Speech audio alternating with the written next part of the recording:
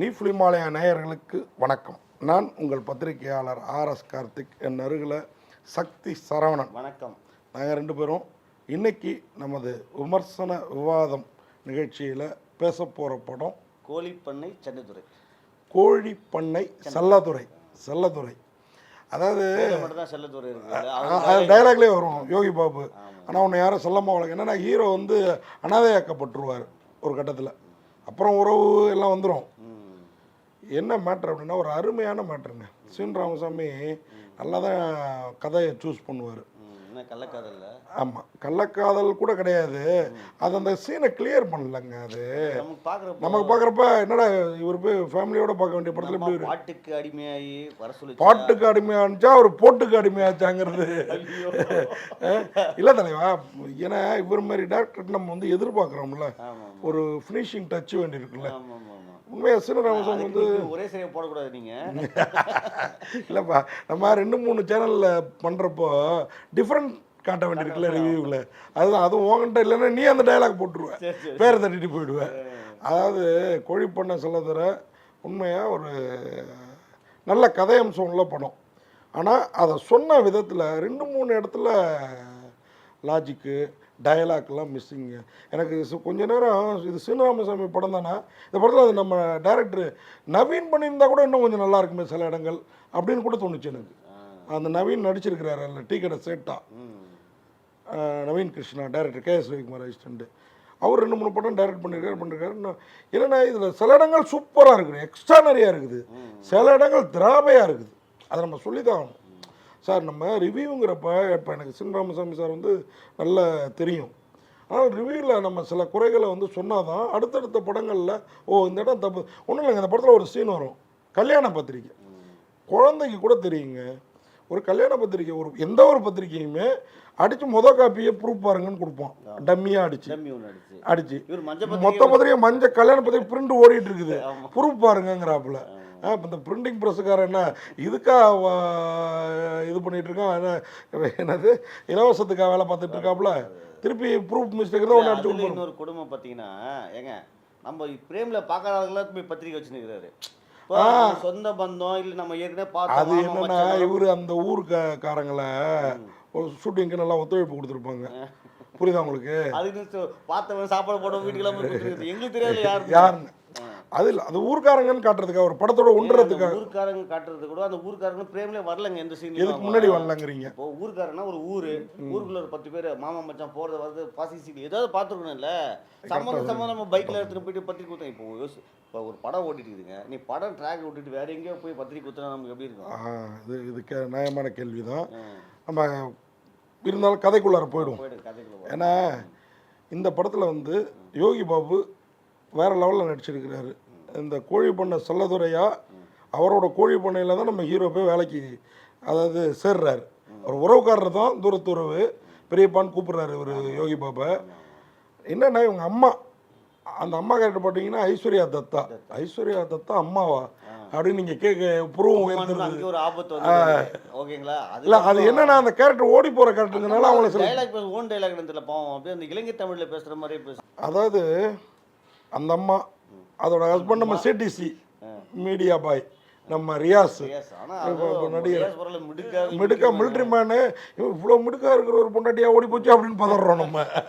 புரியுதா உங்களுக்கு?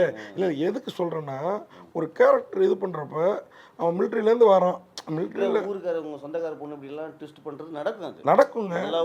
ஏங்க இங்கே இது மிலிட்ரிக்காரங்களை விடுங்க, அந்த ஃபாரின் போகிறாங்கல்ல அங்கே நிறைய அந்த மாதிரி விஷயங்கள் நான் கேள்விப்பட்டிருக்கோம். ஆனால் நம்ம பாட்டு கேட்குறாங்க உள்ளே போயிட்டு, மற்றபடி எதுவும் பண்ண மாதிரி ஒரு சீனும் காமிக்கலாம். அதை டீட்டெயில் பண்ணியிருக்கணும்ல, அதை விட்டாரு. இல்லை லைட்டாக கூட்டிட்டு ஓடுறாங்க, பயந்து கட்டி போட்டுறாங்க. பண்ணிருக்கணும். இல்லை என் பசங்க தான் முக்கியம், எங்கள் வீட்டுக்கு நான் புரிய வைக்கிறேன் அப்படின்னு சொல்லி புரிய வச்சிருக்கணும்.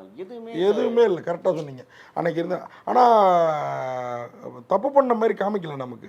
ஸோ அதை கொஞ்சம் கரெக்டாக பண்ணியிருந்தா இந்த படம் ஃபேமிலியோட பார்க்க இன்னும் கொஞ்சம் நல்லா இருந்திருக்கும். என்ன ஓப்பனிங் சீனே இதாங்க, அவங்களோட பிள்ளைங்க இந்த பையனும் பொண்ணும், தங்கச்சி பாசம் தான் கதை. பாசம் மலர் தொடங்கி நம்ம கிழக்கு செம்மையில் இது வரைக்கும் இவர் பாணியில் எடுத்திருக்கிறாரு. அது அப்பா வந்து விட்டுட்டு போயிட்டாரு, அம்மா சரியில்லைன்னு, அம்மா விட்டுட்டு இவங்களும் போயிட்டாங்க. ஆமாம். இப்போ வந்து பாட்டி வளர்க்குறாங்க, பாட்டி கொஞ்சம் நாளாக போயிடுறாங்க. அதனால அண்ணன் வந்து தங்கச்சியை வளர்க்குறாரு. 12 வருஷமா அம்மாவையும் பார்க்கல அப்பாவையும் பார்க்கல. கிளைமாக்ஸில் தங்கச்சி ஒரு பையனை லவ் பண்ண ஆரம்பிக்கிறாங்க இன்டர்வல் கிட்டேயே. அப்போ ஒரு டென்ஷன் ஆகிற யார் லியோ சிவகுமார், அவர் 2 படம் ஹீரோவாக நடிச்சார். அவங்க அப்பா தான் புத்தி கேட்டு ஓடி போய் 2 பேரையும் கட்டி வச்சு அவங்க அம்மா ஓட விட்டான். இவனும் அதே புத்தி கேட்டு திருப்பி தங்கச்சியை புருஷன் துரத்துறான். எனக்கு என்ன அங்கே ஒரு லாஜிக் இது என்னன்னா, இவரை உடனே தங்கச்சி லவ் பண்ணுறான்னு தெரிஞ்சா ஊர்லலாம் மாப்பிள்ளை பார்ப்பாரு. அந்த பையனுக்கு ஏன் கொடுக்க பார்த்தா மாப்பிள்ளை கிட்ட வந்து மாப்பிள்ளை பார்க்குற இடத்துல என் ஜாதியில் தான் கட்டுவோன்னு ஒரு டைலாக் இருந்தால் பரவாயில்ல, எனக்கு ஜாதிலாம் கிடையாது எந்த ஜாதியில் வேணாலும் கட்டுவோம் அப்படி. அப்போ அந்த லவ் பண்ண பையனை கட்டி வச்சுட்டு போகலாமே.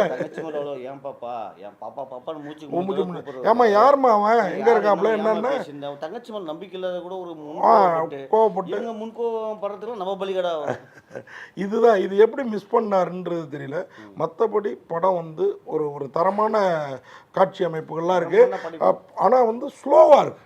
காட்சி அமைப்புகள்லாம் தரமாக தான் இருக்குது, ஆனால் ரொம்ப ஸ்லோவாக இருக்குது. அவர் தென்மேற்கு பருவக்காட்டிலேருந்து இந்த படம் வரலையும் அந்த தரமான படைப்போடே இருக்காரு. ஆமாம், அது வந்து எந்த அளவுக்கு ரசிகர்களால் ஏன்னா அவருக்குன்னே ஒரு ரசிகர் வட்டாரம் இருக்குது, எப்படி ஏற்றுக்கப்படுங்கிறத நம்ம பொறுத்து இருந்து பார்ப்போம். எவ்வளோ வட்டம் சின்ன வட்டமாக கூட வச்சுக்கோங்களேன். நிஜமா சின்ன பையன் வரான் பார்த்தீங்களா, சின்ன பையன் அவன் பெரிய வயசாக இருக்கும் நினைக்கிறேன். அவன் டயலாக்லாம் கவுண்டமணி அந்த பெரிய வயசு அந்த அந்த கேரக்டரு. ஆமாம், இவர் இடுப்பில் தூக்கி வச்சுட்டு சுற்றிட்டு இருப்பாரு, வேற லெவல் கேரக்டரு. அது மாதிரி அந்த சந்தை இந்த படத்துலேயே நமக்கு அப்பப்போ அவன் ஆறுதலாக 2-3 விஷயம் பேசுகிறான். நாட்டு விஷயம், இந்தியாவை பற்றி பேசுகிறான், உலகத்தை பற்றி பேசுகிறான். இப்போ மற்றதெல்லாம் யோசிச்சாருங்க.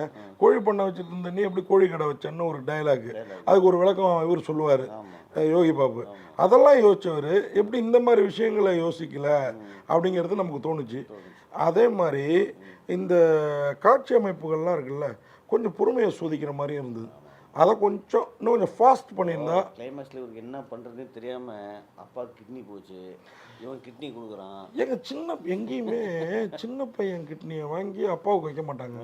பையன் வந்து இவன் வாழ வேண்டிய பையன், கல்யாணமே ஆகல. யோசிச்சு பாருங்க, இப்போ அப்பா என்ன சொல்கிறாருன்னா தங்கச்சி நான் பார்க்கணும்பா, அதுக்கு எப்படியே கரை சேர்க்கணுமா, 2வது தரம் கட்டி அதுக்கு இவன் என்ன சொல்லிக்கணும், அப்பா நீ போப்பா நான் தங்கச்சியை பார்த்துக்கிறேன் அப்படின்னு சொல்லிக்கலாம்ல. இருந்தால் நல்லா இருக்கும். இதே உண்மை சம்பவம் இருக்கும் போட்டிருக்கு அவருக்கு தெரிஞ்சது, அதனால் பண்ணியிருப்பாருன்னு நினைக்கிறேன். ஸோ அந்த அந்த ரியாஸ் கேரக்டர் ஃபுல்ஃபில் ஆகிடுது. ஐஸ்வர்யா தத்தா கேரக்டர் வந்து ஏன் ஓடுனுச்சுங்கிறது கடைசி வரைக்கும் சஸ்பென்ஸாகவே போயிடுச்சு.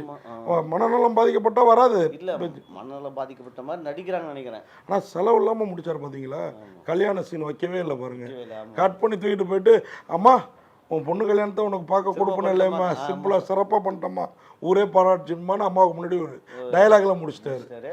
2வது கடைசியில் ஐஸ்வர்யா தத்தா பார்த்தீங்கன்னா கண்ணுலேருந்து தண்ணி வரும் பையன் சொல்லிட்டு போகிறதுலாம். என்னன்னா ஃபர்ஸ்ட் ஹாஃப்ல அவங்க எதுக்கு ஒன்றாங்கன்னு மௌனமாக விட்டார், செகண்ட் ஹாஃப்ல புரியாமல் அவங்க இருந்துட்டு மௌனமாக விட்டார். எனக்கு என்ன ஒரு ஆச்சரியம்னா, சின்ன வயசில் விட்டுட்டு போன அப்பா அம்மா மேலே அந்த பையன் கடும் கோவத்தில் இருப்பானா, இப்படி கிட்னியை கொடுக்குற அளவுக்கு இறங்கி வருவானாங்கிறது என்னால். அதுதான் அது இந்த காலத்துக்கு எடுபட்டால் சீனு ராமசாமி சாரும் இந்த படமும் ஜெயிச்சிரும். எடுபடலன்னா அது ரசிகர்களோட கையில் தான் இருக்குது. எடுபடட்டும், நம்மளோட வேண்டுதல் அதுதான். இந்த படத்தில் வந்து மியூசிக் பெரிய ப்ளஸ்ஸுங்க. பொன்னான பொட்ட புள்ளன்னு ஒரு பாட்டு இருக்குதுங்க. அப்புறம் கையேந்தி நிப்பான் கடவுளே கருணைக்கு மட்டும் உலகில் செமையாக இருந்தது அந்த பாட்டு. இந்த பாடல்களுக்காகவே கொடுத்த காசு ஒருத்தங்க. பாடல் தான் அது மாதிரி இதில் கேரக்டர் அந்த டீ கடை நாயராக வர்றவர் என்ன, அந்த ஏகன் செல்லதுறையாக வர்ற ஏகன் தான் ஹீரோ, ப்ரொடியூசரோட பையன். பிரிகடா சகா இந்த படத்துல பிரிகடா ரொம்ப நிறைவாக நடிச்சிருந்தாங்க. சகா நல்லா நடிச்சிருந்தாங்க. ஆனால் அந்த பொண்ணு அந்த மலையாளத்துக்காரன் பொண்ணாக வச்சிருக்கணும், நவீனோட பொண்ணா. ஏன்னா அவங்க அந்த லுக்கில் தான் இருந்தாங்க முக்காலம் முடிச்சு. ஒருவேளை தேனி கேரளா பாடுறதுனால அப்படி விட்டாங்களா தெரியல. சத்யா தேவி தங்கச்சியை வந்து நல்லா பண்ணிதான், ஆனால் அதுக்கு ஓவராக கருப்பு மேக்கப் போட்டு விட்டு இது பண்ணிட்டாங்க. யோகி பாபு அந்த பெரியசாமி கேரக்டரில் கோழி பண்ண அதிபராகவும் கோழிக்கடை அதிபராகவும் சரக்கு போட்டு ஜிப்பா விகே ராமசாமி அவரே சொன்னார், விகே ராமசாமி செட்டப் தான் எனக்கு ட்ரெஸ்ஸுன்னு, அதை கரெக்டாக பண்ணிட்டாரு. ஐஸ்வர்யா தத்தா சொல்லிட்டோம். லியோ சிவகுமார் பாந்தமாக நடிச்சிருந்தார். நான் ஹீரோவாக தான் தொடர்ந்து நடிப்பேன்னு அடம் பிடிக்காம இந்த மாதிரி கேரக்டர்களையும் உள்வாங்கி பண்ணுறதுங்கிறது பெரிய விஷயம். இதுனிக்கா ஒரு லியோனியோட பையன் வேறு லெவலில் பண்ணலாம் இன்னும் கூட அடுத்தடுத்து படங்கள். ஆனால் தமிழ் சினிமா என்ன வளர்க்கட்டுன்ட்டு இந்த படத்தில் நடிச்சிருக்கிறாரு.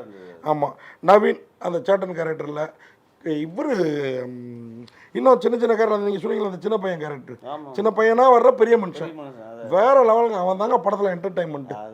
அதுதான் அந்த படத்தோட பெரிய ப்ளஸ் அந்த கேரக்டர். ஒரு படி யோகி பாபாவோட ஒரு படி மேலே மேலே பண்ணாப்புல கரெக்டாக சொன்னீங்க. ஏன்னா யோகி பாபே நிறைய சீன் உருக்கமான சீன்ஸு, இந்த தேங்காய் உடைக்கிறது செத்த கோழியை கொடுக்குறதுல இடத்துல மட்டும்தான் கொஞ்சம் கவர்ந்தாரு. அதுக்கப்புறம் அவர் ஒரு போதகர் மாதிரி தான் இருக்கிறாரு, அப்புறம் கல்லால் உக்காண்டாரு. சீனு ராமசாமி டைரக்ஷன், என்ஆர் ரகுநந்தனோட மியூசிக், அசோக் ராஜோட ஒளிப்பதிவு எல்லாமே சிறப்பு. ஸ்ரீகர் பிரசாத் சாரை இன்னும் கொஞ்சம் வெட்ட விடாம 2 மணிக்குள்ள 2 ஹவருக்குள்ள தான் இருந்தது பண்ணியிருக்காருங்க. ஆனால் படம் ரொம்ப நேரம் போகிற மாதிரி இருந்தது. அது காரணம் என்னன்னா ஸ்க்ரீன் பிளே.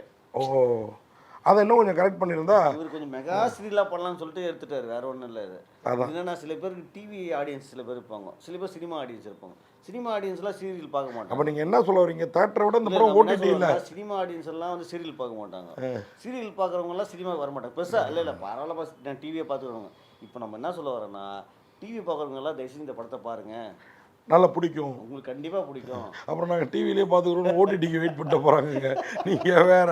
அதனால் கோழி பண்ண செல்ல தர உண்மையாக ரசிகர்களிடம் செல்லும் துறையா செல்லாத துறையாங்கிறத இன்னும் 2-3 நாளில் தெரிஞ்சிட போகுது.